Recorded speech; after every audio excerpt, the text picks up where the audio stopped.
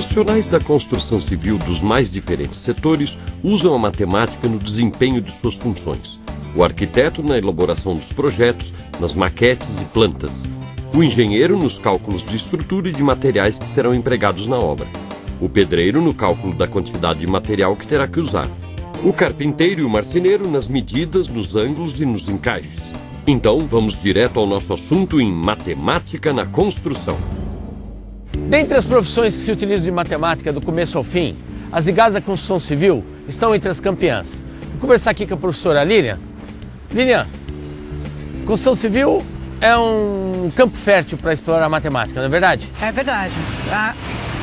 Aqui a gente consegue ver um monte de profissões, que nem engenharia, arquitetura. O mestre de obras trabalha com muita matemática. Dá para trabalhar muitos conteúdos do currículo do ensino fundamental, como por exemplo, plantas baixas.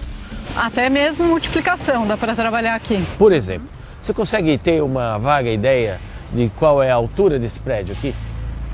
Edifício? Assim de cara, não, mas se a gente contar os andares, provavelmente vai dar para fazer essa conta. Eu acho que tem uns 25 andares. Acho que sim. Acho que então, tem uns 25 andares mesmo. Imaginando que, por exemplo, o pé direito de cada prédio, ou seja, a altura entre o chão e o teto dos apartamentos, cerca de 3 metros, eu arriscaria dizer que tem 75 metros.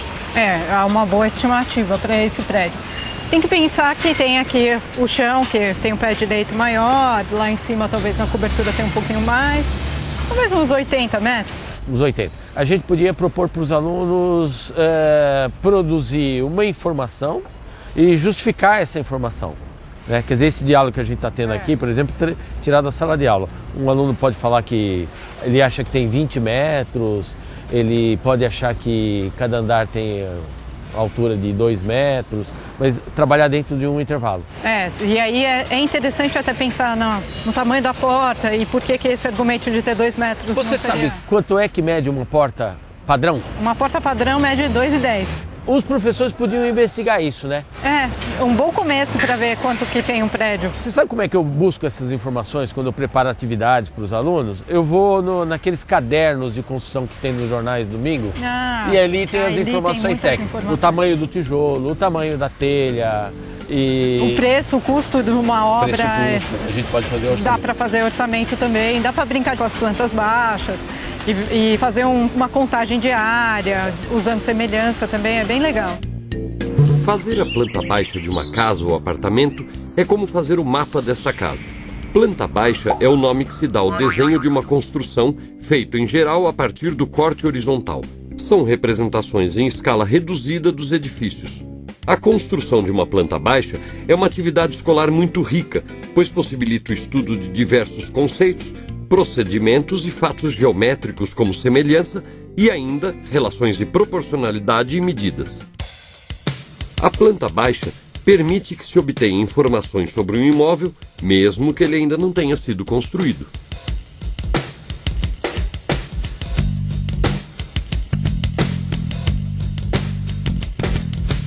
Agora vamos desafiar quem está nos assistindo, tá? Aqui nós temos 5 torres, tá? Vamos partir do princípio que são 25 andares, tá bem? Quantas pessoas você acha que vão habitar esse conjunto aqui? Tem que pensar quantos apartamentos tem por andar primeiro, né? Nesses andares que tem 2 apartamentos. E você acha que aqui são 2 por andar? 2 por andar. Esse daqui parece ser um pouco maior. Parece. Tá com cara de ser 4 por andar. Maior. Então, considerando 2 apartamentos por andar, 25 andares, aqui tem 50, são 3 torres, 150 só aqui. E aqui são 4 por andar. 4 por andar. Vai dar quanto? Mas são 2 prédios, né? Que a gente tem aqui. 100 aqui, 100 aqui. 350 apartamentos. Você tem noção a média de pessoas que vivem dentro de um apartamento?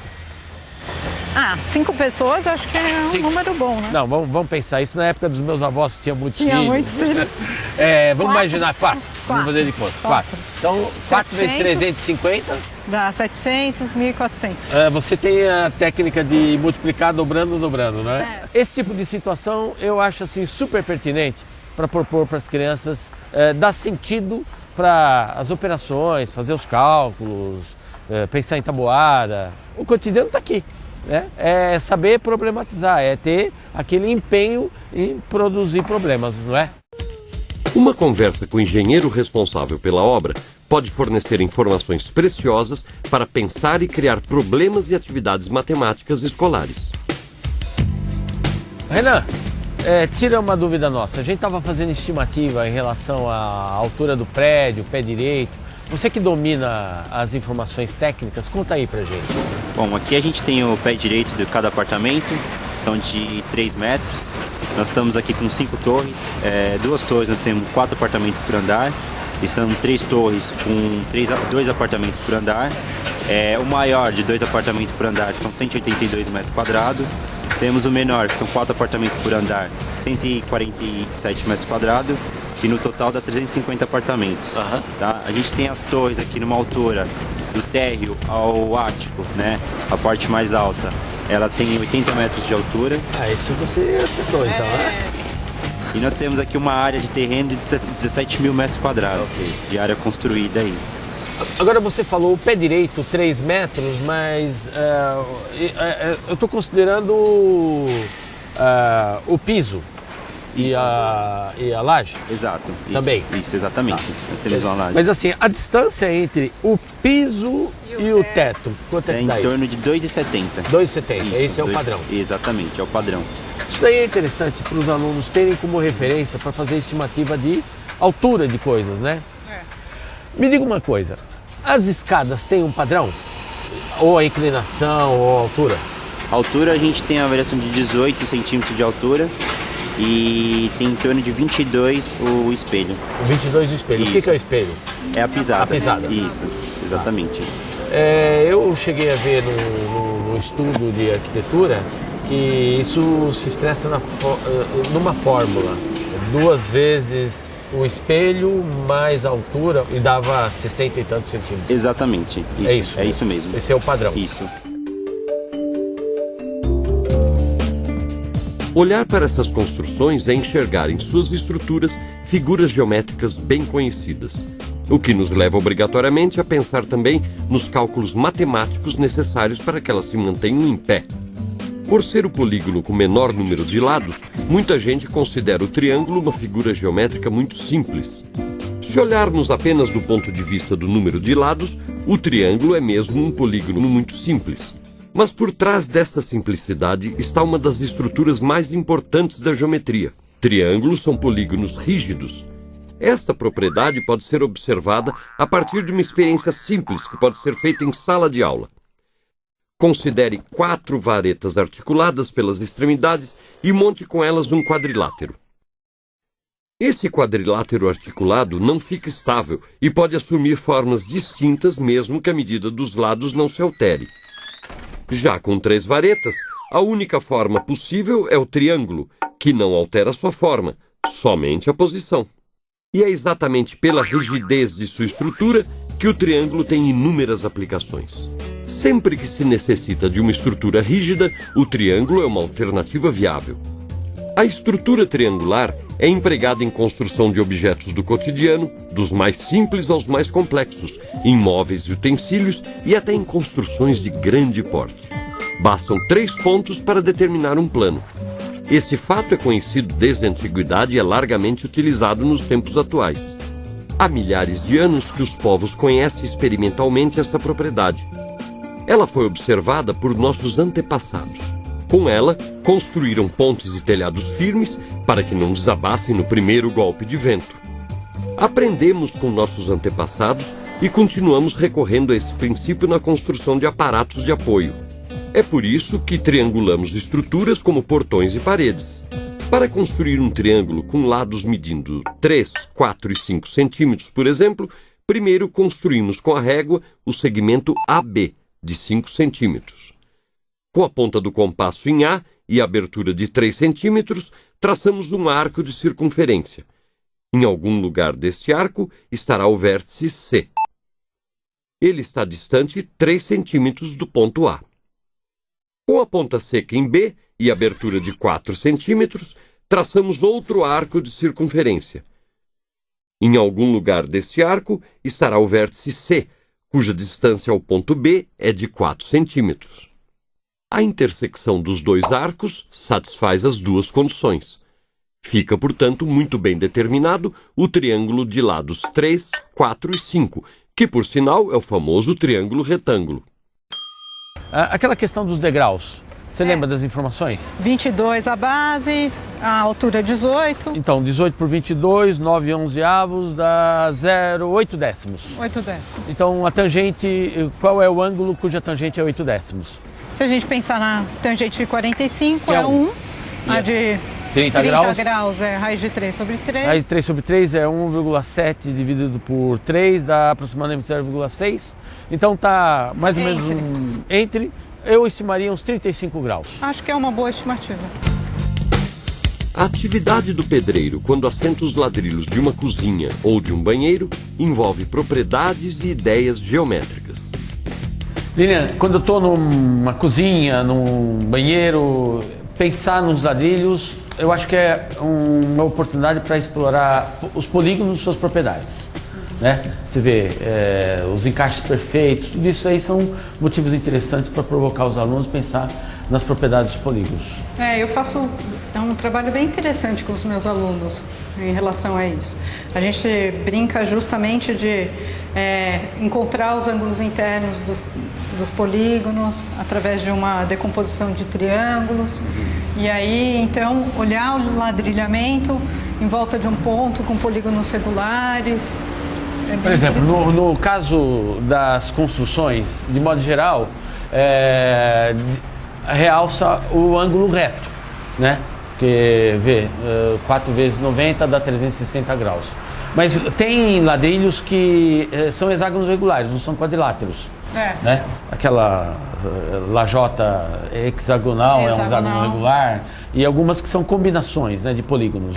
Existem uns tipos de polígonos que a gente chama de polígonos arquimedianos, que são justamente formados só de polígonos regulares. E que fecha sem deixar espaço. Sem deixar espaço.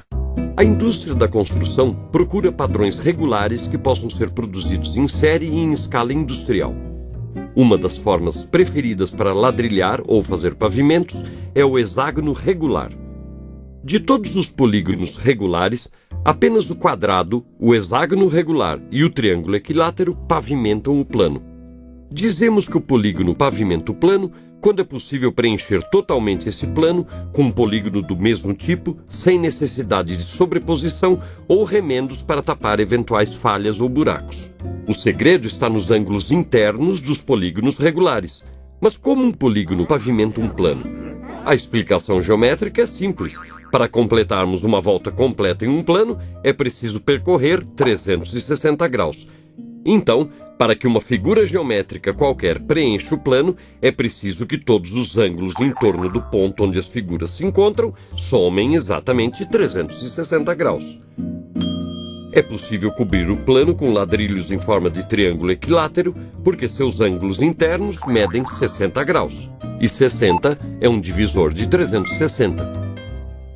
Do mesmo modo, um quadrado preenche o plano uma vez que seus ângulos internos medem 90 graus, que é um divisor de 360 graus. Finalmente, os ladrilhos em forma de hexágonos regulares também cobrem o plano, pois seus ângulos internos medem 120 graus, e 120 graus é um divisor de 360. E se os ladrilhos tiverem o formato de pentágonos, será possível cobrir o plano? A resposta é não. Não podemos cobrir o plano, porque ao tentar colocar 3 pentágonos regulares lado a lado, em torno de um vértice, cada ângulo interno de um pentágono regular mede 108 graus. E 108 não é um divisor de 360. A soma dos 3 ângulos internos do pentágono é 324 graus, deixando uma folga de 36 graus. Se essa folga for preenchida por outro pentágono regular, ocorrerá uma sobreposição. Os ângulos internos do quadrado, do triângulo equilátero e do hexágono regular são divisores de 360 graus. E por essa razão, Esses são os únicos polígonos regulares que preenchem o plano. Essa constatação explica a preferência dos ceramistas e fabricantes de azulejos. É possível cobrir o plano e se obter padrões bonitos, combinando-se mais polígonos regulares. Nessa exploração das propriedades geométricas dos ladrilhos, uma coisa que eu gosto de explorar com as crianças é sobre como as aparências enganam. O que é que você está vendo aqui? Um quadrilátero com todos os lados iguais. Então, definição de losango. Losango. Eu estou vendo um quadrilátero com todos os ângulos iguais. Definição de retângulo. O que pouca gente se dá conta, as crianças vão chamar de quadrado, óbvio, é que o quadrado ele é um caso particular de losango e retângulo, ou seja, ele está na intersecção dessas duas classes de quadriláteros. Os quadriláteros são as formas geométricas que mais a gente vê na estrutura de uma casa, por exemplo. Muitas razões explicam a presença de tantas formas retangulares. A principal delas é que os retângulos são quadriláteros em que todos os seus ângulos são ângulos retos. Quadrilátero mais 4 ângulos retos igual a retângulo. Os quadriláteros que a gente mais vê no dia a dia são os retângulos. A explicação para essa ocorrência é simples e tem a ver com praticidade. Os ângulos retos permitem um encaixe perfeito. Outra vantagem das formas retangulares é que seus lados são paralelos. E essas características facilitam, em primeiro lugar, sua produção em série. Em segundo, seu armazenamento. E até seu transporte fica mais fácil, pois sua acomodação em embalagens padronizadas é possível.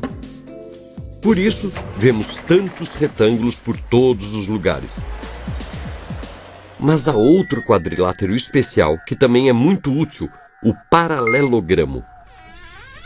O paralelogramo é um quadrilátero que tem os lados paralelos, 2 a 2. Para não fazer confusão, é bom frisar que os retângulos são casos especiais de paralelogramos.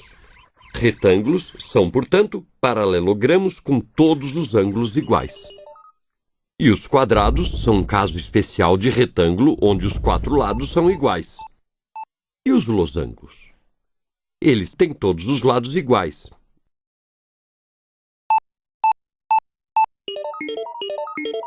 Então, vai ser fácil você entender por que os quadrados são casos especiais de losangos. Eles são especiais porque, além de ter os lados iguais, também têm todos os ângulos iguais. Podemos concluir, então, que o quadrado é um quadrilátero especial, porque é, ao mesmo tempo, um retângulo e um losango, além de ser também um caso particular de paralelogramo. Uma coisa que eu acho que é negligenciado nos currículos é sobre o tratamento a ser dado para os paralelogramos. O paralelogramo, enquanto quadrilátero, enquanto estruturalmente, ele é uma das figuras mais importantes. Ele está em vários mecanismos. Por exemplo, você tem vitrô em casa, uma persiana, um fogão. Quer dizer, todo e qualquer mecanismo que exige um paralelismo tem a estrutura do paralelogramo. Veja essa janela, por exemplo. Se olharmos com olhos atentos, podemos observar em sua estrutura uma das propriedades mais importantes dos paralelogramos, o paralelismo. Graças à estrutura do paralelismo é que podemos construir janelas, persianas e outros objetos móveis. As lâminas de uma persiana têm que estar paralelas para que elas se abram simultaneamente, todas no mesmo ângulo. E assim, você consegue controlar a luz ambiente, cortando ou deixando penetrar a luz de fora. A estrutura do paralelogramo pode ser encontrada em vários objetos do dia a dia. Caixas de pescaria, balanças de prato, bandejas de fornos de fogões e até em brinquedos. Veja como a noção de comprimento, área e volume é importante e se articula na solução de um problema de construção. Este pedreiro tem que construir uma piscina. Foi decidido que a piscina terá um formato retangular com 8 metros de comprimento, por 5 de largura e 2 metros de profundidade. Ele usa medidas lineares para marcar direitinho o contorno da piscina. E para fazer o acabamento, ele precisa saber o perímetro para definir quantos ladrilhos serão colocados nas bordas. Então, nosso amigo faz cálculos de área para determinar quantos ladrilhos vai usar no fundo da piscina e nas laterais. Ele precisa também calcular o volume para saber quanto terá que remover de terra e quanto precisará para encher a piscina. E para calcular o custo de sua mão de obra, ele sabe que o valor é proporcional ao tempo de trabalho em cada etapa. Tudo é proporcional. Proporcional ao perímetro, no trabalho com as bordas. Proporcional à área, no trabalho com o fundo e as paredes. E proporcional ao trabalho de remoção da terra e ao enchimento da piscina.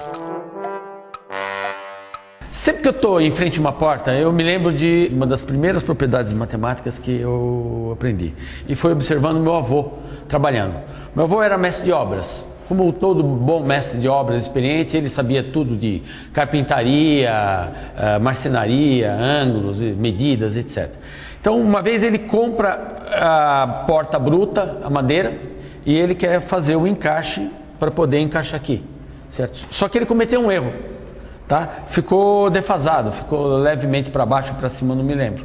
E aí é que eu prestei atenção nessa propriedade. Dá uma olhada, a porta é um retângulo, né? 90 centímetros por 1,90. Que propriedade geométrica tem um retângulo? Ele é simétrico. Ele é simétrico, tem dois eixos de simetria, vertical e horizontal. Ok? Sabe o que ele fez? Ele girou. Então, quando ele girou, ele sabe que vai garantir o encaixe. E aí ele pode... Então a parte que tinha o buraco ficou encostada ali e aqui ele fez o trabalho de novo com a medida.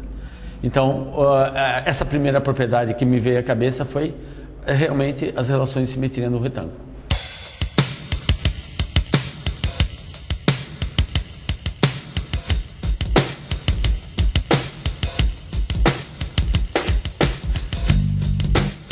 Então, Lilian, você viu que o tema da construção civil, uma casa, ele é rico para explorar atividades matemáticas, não é? Uhum. E você, o que você sentiu disso? Que ideias você tem? Já dá para pensar em vários projetos, né? Usando o jornal, a gente consegue fazer projetos relacionados com orçamento, problematizar o custo de uma obra, quanto que a gente precisa para... quanto seria para pintar uma casa? Na questão da maquete, eles têm que interpretar a planta baixa, mexer com escala, não é isso? É isso. Às vezes, pode ser fácil ou pode ser difícil, dependendo de qual é a sua planta baixa. A ideia da construção da casa é muito rico trabalhar. Pois é, numa obra grande e complexa ou mesmo numa pequena reforma, todos usam muita matemática. E aí na sua escola? O prédio, o pátio, o telhado, olha só quantos espaços você tem para trabalhar conceitos de geometria e álgebra, porque, afinal, tem matemática em toda parte.